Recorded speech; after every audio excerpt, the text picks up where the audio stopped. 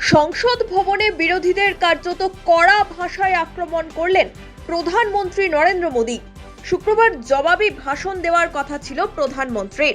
এদিন একদম শেষ বেলায় বক্তব্য শুরু করেন নমো। শুরু থেকেই সোজা ব্যাটের ছক্কা হাঁকাতে শুরু করেন মোদী। যত সময় এগোয় ততই তার বক্তব্যে আক্রমণের ঝাঁজ বাড়তে থাকে। কংগ্রেসকে রীতিমতো বিদ্ধ করেন তিনি। শুধু তাই নয়, कांग्रेस যাদের খারাপ চায় তাদের ভালো হয় এ কথাও বলেন তিনি। विपक्ष के लोगों को एक सीक्रेट वरदान मिला हुआ है। हाँ,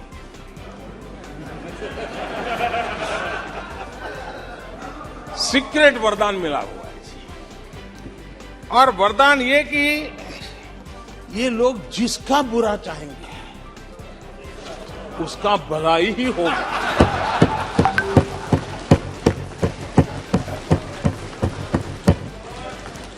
एक उदाहरण तो आप देखिए, मौजूद है। 20 साल हो गए, क्या कुछ नहीं हुआ, क्या कुछ नहीं किया गया, लेकिन भलाई होता गया। প্রধানমন্ত্রী বিশ্বাস করেন আগামী লোকসভা নির্বাচনে বিশাল আসন নিয়ে ক্ষমতায় আসবে বিজেপি, এনডিএ জোট। তার কথায় एक तरह से विपक्ष का अविश्वास प्रस्ताव हमारे लिए शुभ होता है।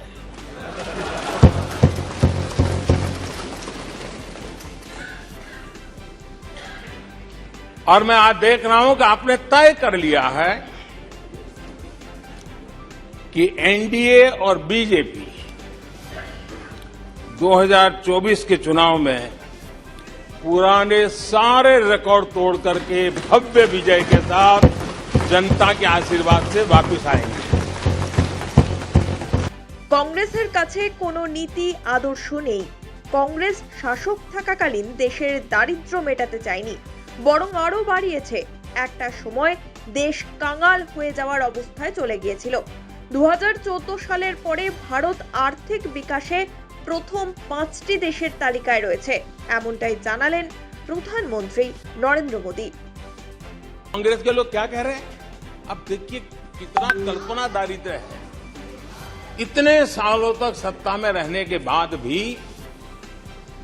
क्या अनुभवताहीन बातें सुनने को मिल रही है जी। क्या कहते हैं ये कहते हैं इस लक्ष्य तक पहुंचने कुछ करने की जरूरत नहीं, ऐसे ही होने वाला है। तीसरे नंबर पर बताओ, मुझे लगता है कि इसी सोच के कारण वो सोते रहे इतने सालों तक, तो अपने आप होने वाला है। वो कहते हैं बिना कुछ किए तीसरे पहुंच जाएंगे। और कांग्रेस की माने अगर सब कुछ अपने आप ही हो जाने वाला है, इसका मतलब है कांग्रेस के पास न नीति है, न नियत है, न विजन है, न वैश्विक अर्थव्यवस्था की समझ है, और न ही भारत के अर्थ जगत के ताकत का पता है।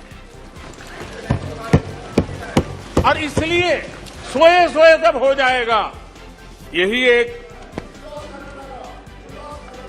आदरणीय अध्यक्ष जी,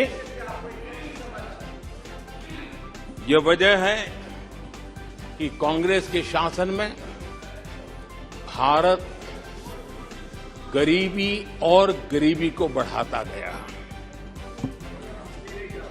1991 में देश कंगाल होने की स्थिति में था। कांग्रेस के शासनकाल में अर्थव्यवस्था दुनिया के क्रम में 10, 11, 12 इसके बीच में झोले खाती थी, झूलती रही थी।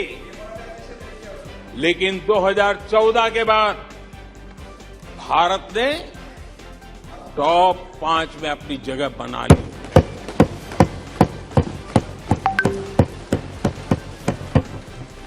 कांग्रेस के लोगों को लगता होगा कि ये कोई जादू से लकड़ी से हुआ है, लेकिन मैं आज सदन को बताना चाहता हूं माननीय अध्यक्ष,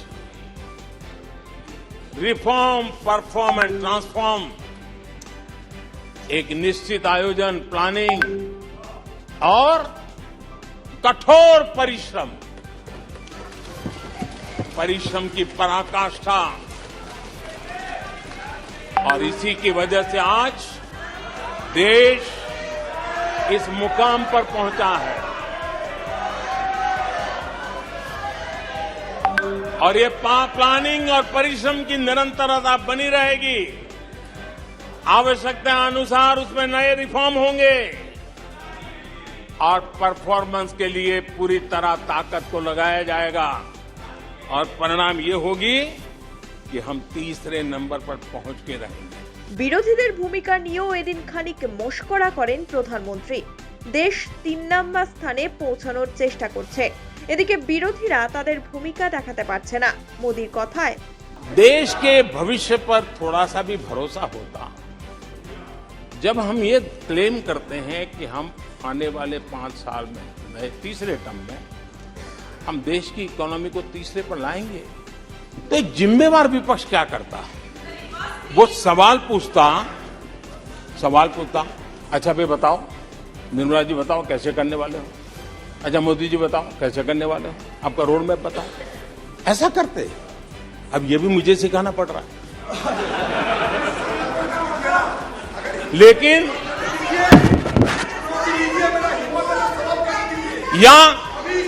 या वो कुछ सुझाव दे सकते थे, ये कुछ सुझाव दे सकते थे, या फिर कहते हम चुनाव में जनता के बीच जाकर के बताएंगे कि ये तीसरे की बात करते हैं, हम तो 1 नंबर पे लेके आएंगे और ऐसे ले कुछ तो करते यार। প্রধানমন্ত্রী আলোচনার শেষ দিন ছক্কা হাঁকাবেন একথা বিজেপির তরফে দাবি করা হয়েছিল। এদিন রীতিমতো কংগ্রেসকে শুরু থেকে শেষ পর্যন্ত নিশানায় রেখে গেলেন তিনি। কখনো বিরোধীদের নিয়ে ঠাট্টা করলেন, আবার কখনো ধরা পড়ল তার তীব্র আক্রমণ। Bureau report, one India Bangla.